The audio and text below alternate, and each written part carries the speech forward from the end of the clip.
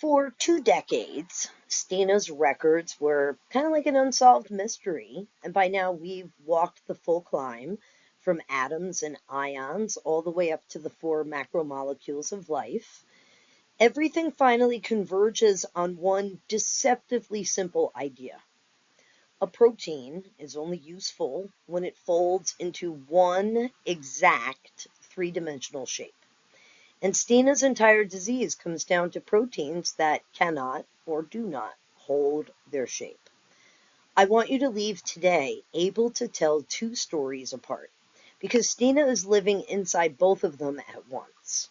One protein, Pyrin, is built wrong from its very first copy because of an inherited typo written into her DNA.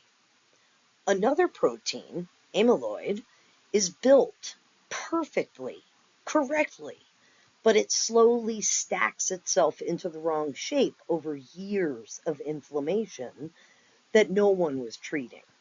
So, same grim end point, a broken protein, but two completely different roads to get there. One you're born on, and one you're pushed down by time.